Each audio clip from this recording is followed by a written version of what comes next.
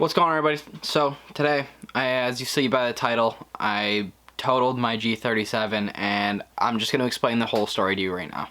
So on Sunday, May 9th, I took out my G37 from storage after it was stored for the winter because I didn't want to get any rust on it, and I've been trying to keep it as safe as possible and pretty much prolong the life of it without having it rust or any extra damage that I didn't want to cause.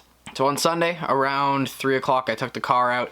I took some pictures with it. I went for a drive. They were on my Instagram, and that was all good. Monday, on my way to work, I got into the collision with the car only out for 13 hours out of storage. I was driving on my way to work, and I was on the highway in the left lane, and we were cruising. It was another truck, and we were cruising at about 100, 110, somewhere in between there.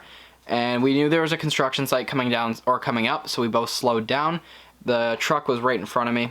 We slowed down quite a bit. We went back down to 100-ish, and we gave each other a lot of space because I didn't want to hurt my car and he didn't want to hurt his truck. So we had a lot of space in between us, enough space that should have been the safety standard, which was all good. And even the cop and the other witness, or the other person in the accident, agreed with me on this point. But while we were driving, so we were starting to slow down, I see a Honda Civic blow by us at 150, 160-ish, and he didn't see that the traffic was fully stopped up ahead. What I believe happened is when he blew by us, he didn't see the traffic stopped up ahead, and he locked up his brakes because he realized it was coming very quickly. It was less than 400, 500 meters before it was fully at a dead stop. So he locked up his brakes and panicked, swerved in front of the truck in front of me. It was a lifted Ram 1500.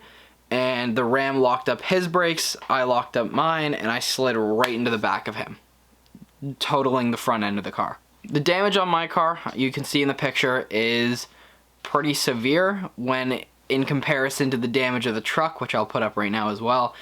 He didn't really feel a thing. He didn't get any damage done to the back of it. There was a little scratch in the middle just above his tow hitch, which was annoying, but my car at this point, I freaked out quite a bit. I started having a huge panic attack because, again, I just got the car out after waiting so long for it to come out. I started doing the heavy breathing, the shaking. I was pretty sure I was going to pass out from the panic attack because my vision started just going like darker and darker, like a tunnel vision. And then I realized like I needed to calm down or else I'm going to just black out on the left lane of the highway, completely stopped. So after I calmed down slightly, I realized it'd be just better to get angry at that point than it would be to panic. And I just screamed as loud as I could for 5 minutes or so. And I saw in the mirror the truck driver was just waiting for me to finish before he came out to see me and see how I was doing. But when I calmed down, I finished my little temper tantrum, got out of the car, Buddy came out of the car as well, and we both made sure each other were okay. I saw the damage and we decided to pull it to the right lane just to get out of the traffic. So we pulled to the shoulder of the highway, and a tow truck driver that was passing by stopped and called the cops for us, and that was pretty much that portion of it. So the cops came there, we gave their statements, we did all of that, and the cop mandated a tow from this random tow truck driver even though I had CAA on the way. He towed me about 5 kilometers and charged me for 11, so I'm now looking for $608 that I don't know where I'm going to get paid for. I asked insurance and I asked CAA, and they both think each other have to pay for it, but that's another thing. I was dealing for that, and the cop never ticketed me as the other person in this accident backed me up and said it wasn't on me. It was the Honda driver that blew by us, which he didn't get any damage, so the Honda driver just drove off right away. No one hit him. There was no actual damage to his car, and he wasn't part of the accident, so he drove away. Fast forwarding a little bit, my car is now at the body shop, and I was talking to the body shop, and they said they were going to try and help me out as much as they can because they're partnered with my work, and I was honestly hoping that they would be enough. I didn't think it would be enough damage to consider my car salvage. They said they were going to do what they could to make sure the body shop or the insurance company didn't salvage my car, but I got the call on Wednesday, and they did. They called me, told me my car was a total loss, and put their offer up for how much they think my car was worth. So the insurance company told me my car was, I don't know how much I can disclose before it's out of before I shouldn't, but the insurance company lowballed me And I knew that, and I know most insurance companies will, because they want to get the least amount of money. They want to pay out the least amount they can, and I know you're supposed to negotiate it.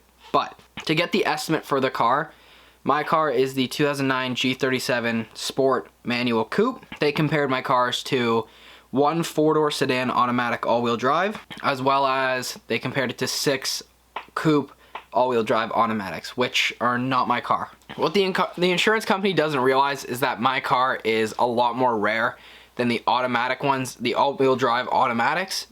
The manual sports are hard to find, and a lot more money than what they estimated me for the 2-door automatic, the 1 4-door sedan automatic. They lowballed me. They got my actual cash value from cars that weren't even mine. It's like crashing your F-150 and then the insurance company comparing it to a Silverado or something along those lines just because it's a truck. So the insurance company tried to pay me off, and I told them to wait on it because I'm trying to figure out every option I can to make sure this car is not a salvage or a write-off. I want this car in my possession. It means way too much for me. This is a milestone car for me. I wanted it for 5 years. This specific car, I saved up for it. It's also a milestone car because I got my first job at in the automotive world, as well as saved up for because it's my first career. And this is exactly what I was looking for 5 years. Now, to only be able to drive it for 4 months entirely, I got it last July, August, September, October, I put it away, and then 1 day. So to drive it for 4 months after spending so much time saving for it is so disheartening to me, and I can't let it go without kicking and screaming. I can't let this car out of my possession, and I know a lot of people think it's just a car, but there's just so much sentimental value to it. I just can't let it go that easy. A lot of people have put their own time and effort. A lot of people have helped me store my car. My friend Cass stored my car over the winter. Her family did in a trailer. So there's just too much put into this car for it to just be scrap after 1 day of me driving it, finally this year. So the insurance company is pretty much stealing from me in a lot of ways, and I know I'm supposed to rebuttal, but I'm going to take it I'm going to take it the next couple steps further and continue fighting for this car as much as I can. I will keep everyone updated as much as I can on my Instagram stories and through maybe a future video just to recap everything that happened, but I'll keep everyone updated as much as I can, and hopefully I can get this car back, because again, it just means way too much to just let it go super easy. Now to get on to the damages of the car. The damages came out to $400 more than my actual cash value of my car, and I offered to pay the embetterment, but insurance doesn't want to remove it off the salvage title, even though it hasn't gone through to the Ministry of Transportation yet. So, fighting for that, and I'll explain all the damages done to it right now. So, from a cosmetic standpoint, it needs a right fender, it needs a hood, it needs a bumper, it needs a headlight, and the left fender needs to be pulled slightly.